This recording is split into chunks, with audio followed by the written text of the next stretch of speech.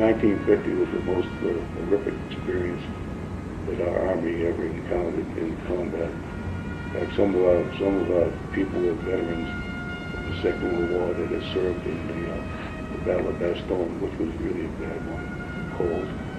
And they said that this Chosin Reservoir area was about 5 times worse than Battle of Bastogne. So it was pretty rugged. How you? I mean, do you have fires burning, or you couldn't burn fires? Couldn't burn fires. Couldn't have heat. We couldn't have We had fires no burning. hot food. We had no hot food. Hot food. At least we didn't have any hot food for about 2.5 months. They would shuffle up hot coffee, but if you went down the hill to get the coffee off the hill, by the time you got back up the hill, it was cold. I didn't drink coffee in those days. The Douglas County History Research Center is in partnership with the Library of Congress in completing these oral histories. We have a super group of transcribers. We have 5 of them that are coming in and working on transcriptions, not only the Veterans History Project, but other oral histories that we have, which makes the Douglas County History Research Center very unusual in the fact that we can get our oral histories transcribed. Most institutions don't have that. When a person comes home from service, they don't usually talk about it. And if they're having a family, the young people aren't interested in the subject. And as they get older, the children move out of the house and no longer hear that story. They're not in the environment anymore. Therefore, in order to preserve that story, you should record it so that later on, when your children or relatives that know you and want to know a bit about you, they can research this and find it. I think the project is important because we're getting the first-hand stories. It's not just the big overall pictures of the battles, the campaigns, things like that. It's personal recollections. And we were ferrying some radio guys from one place to the other.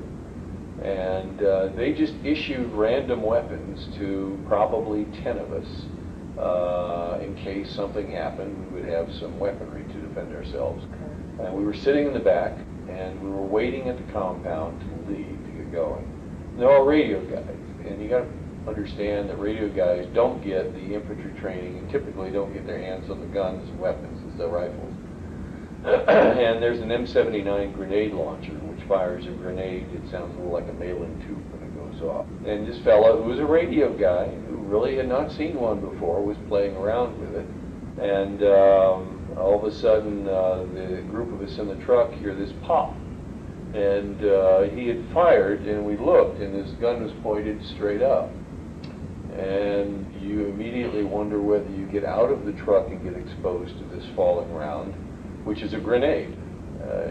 Dead silence in the truck, because if you're in the truck and it hits just outside the truck, you're going to be safe. If it hits in the truck and you're in the truck, you're over. The first thing that happened is I think about 8 of us piled on him and took his rifle away from him. And the grenade fell probably about 100, 150 feet to the side of the truck and went off. Nobody was around.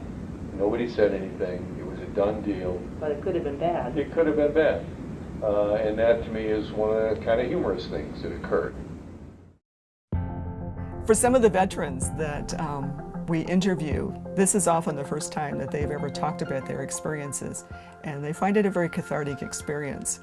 They are telling their story, and we care about what happened to them, and we want to honor their memories by keeping their stories and preserving them for the future. I'm a World War II veteran that wears this cap to identify myself because we're a disappearing group of people. From 16 million that were in the Second World War, we're down to under 3 million, and the estimated figures are something like 1,200 a day disappear from this earth. We've got some of the oral histories that have been digitized already. So we've got some on our website that you can listen to from home. We also will provide anybody that wants to come in and listen to any of these stories. We have the equipment. Anybody is welcome to come in while we're open and listen to the stories. We have the transcripts I think they do a full tape, which is about 90 minutes. If you're going to do this and want to submit you can submit anything you want. Your copies of your discharge, any awards that you may have gotten, pictures that you might want to leave that might get lost over time. At least they get archived and they can be reproduced later on. As far as I know, the Veterans History Project doesn't have an end in sight. They are collecting stories to the current conflicts right now. It's an ongoing project as long as we can get interviewers to interview people and people stepping forward telling their stories. We're going to keep collecting them. We want to preserve their stories for the future.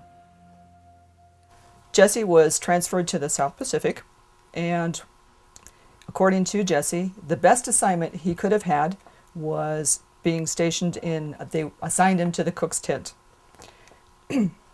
And I asked him about why he thought that was the best. They're the ones that prepared the food, and naturally, you might be the last one to eat. The nice thing being in a cook's tent, anything special you always got.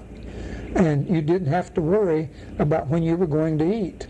The New Zealanders used cook stoves that had drip kerosene for keeping it hot.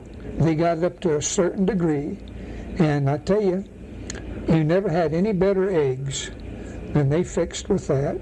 These were two cooks. They were from Connecticut, the original members of the division. Everybody came around and said, "Hey, how did you make those eggs like that?" Baked goods was fantastic. We had ice cream, believe it or not. The ice cream was fantastic, came out from Auckland, New Zealand. So that's what made the cook's tent nice for me.